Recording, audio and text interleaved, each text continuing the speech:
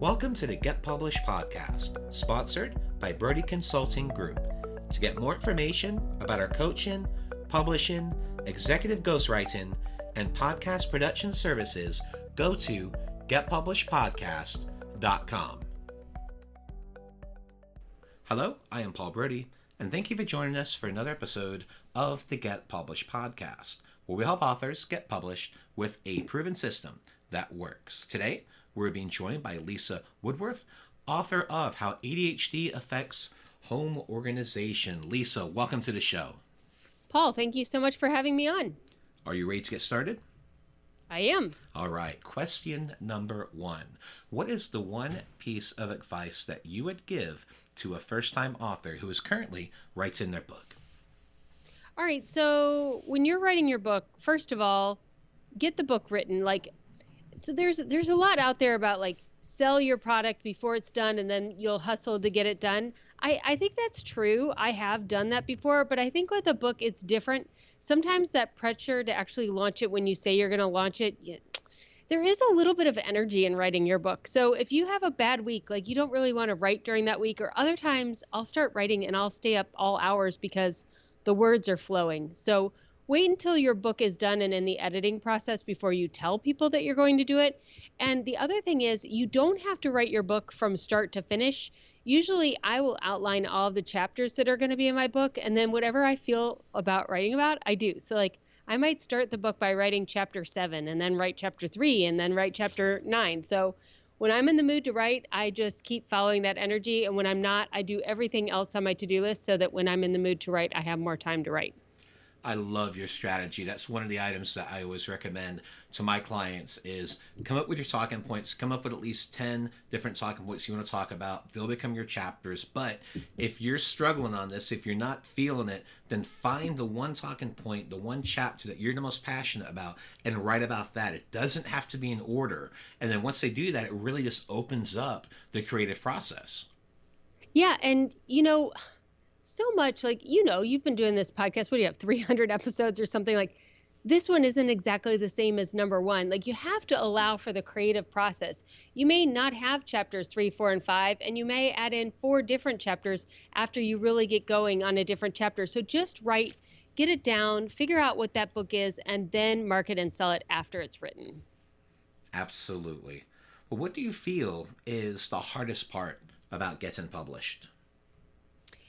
So I think the hardest thing about getting published is getting out of your own way, and then also realizing that you do have something worthwhile to share with the world, both if you self-publish or you traditionally publish.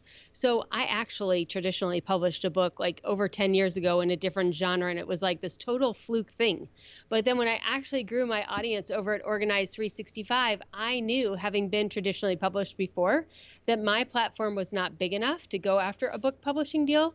So my 2 books, the ADHD book being the second one, were both self-published. And I did it kind of as a trial and a test for myself. Can I write a book all on my own? Can I pay to have a publisher? Can I, get good artwork? Can my self-published book look like it's not self-published? Can I get to Amazon #1 by myself? Can I get a group of people behind this to help me promote the book? Can I get over 100 reviews? I had all of these things that I knew a publisher one day would want to have. And I wanted to see, could I do it without the pressure of a publisher breathing down my neck? And I got Amazon #1 bestselling with both of my books, and How ADHD Affects Home Organization is consistently an Amazon #1 bestseller because I learned about publishing from being a self-publisher. I learned to have keywords in your title. I learned to have keywords in your subtitle. I learned how to do the 99-cent promotion in order to then switch it over to the regular price. So I learned a lot, and now I just signed a book agent, and we will traditionally publish my next book. This is going to tie in nicely to our next question, because when we talked before the show, clearly you do very well with marketing. So please share a marketing strategy that you have used in your book launch that has worked well. Oh, thanks. So I think when you are launching a book is your lingo, your language, your thought leadership on whatever topic that you are passionate about. And I think that a book is like a moment in time of how much you know about that topic, organized and edited so a lot of people can consume that content. But you are a free flowing person who is always evolving and changing. So the more that you can build a community around that book that you're going to launch and around that thought leadership that you have and take them on your journey, the better your book launch is going to be. So specifically for how ADHD affects home organization, I had recorded 5 podcast episodes a year prior to that book being launched, where basically I outlined everything that ended up in the book. And my audience was like, you have to make this a book. You have to make this a book. You have to make this a book. And I was like, well, it's all already on the podcast. They're like, no, we have friends that don't listen to podcasts. They need books. I had an imposter complex about it because I'm not a psychologist. I'm not a doctor. Like, who am I to write about how ADHD works in the brain? But I have researched this like crazy. So I had our psychologist read my book and write the foreword and say, yeah, you're on the right page. You aren't like pretending to be a doctor or anything. But I brought my community along with it. I was like, okay, should it be this title or this title? And then when we were doing the cover, I put all of the cover choices and they voted on which cover they wanted. Spoiler alert, the cover is not even one that they voted on. And then they got to submit testimonials to be in the book, and I only picked a couple, but they felt like this book was as much their initiative as it was mine because I included them all along the way. Sounds like you had engagement the whole way across. You had your support, and you also got the results that you needed just by having that approach. Yeah, just people want to know, especially now, like I wasn't on Instagram then, it was a couple of years ago, but if I was, oh my gosh, that would be like the behind the scenes Insta story type stuff. Like people want to see you going for your goals while you're going for it.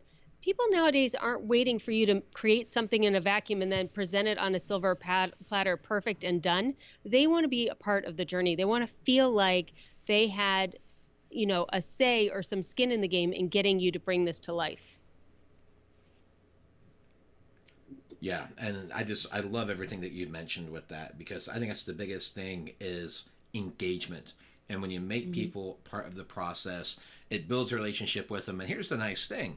When you have that second book and that third book, a lot of those same people are going to be there to support you. Right. Well, let's talk about your favorite book. So what is your favorite book? And what was the number one thing that you learned from it? Okay, so as most people listening to this podcast, I'm a book nerd and I love books and I read so many books. So I'm hoping this is a book no one has heard of before. And it's called Generations by William Strauss and Neil Howe. Have you heard of it before? I haven't heard of it, no. Okay, I love having new information. So Generations, it's a really thick book. It is not available in Kindle or Audible form. And it is basically a researching of the American generations all the way back to the 1500s and 2 more generations into the future. And what these 2 men have discovered is that there are 4 archetypes of generations and they just keep repeating, except for one time when one of them didn't repeat at all and there were only 3 generations. And anyway, presidents come from certain generations never have presidents in them, and they just keep cycling through. So right now we have baby boomers, and we have Gen X, and we have millennials, and we have the alpha generation. The alpha generation is the same as the greatest generation, which is 80 to 100. Alpha generation is 0 to 20.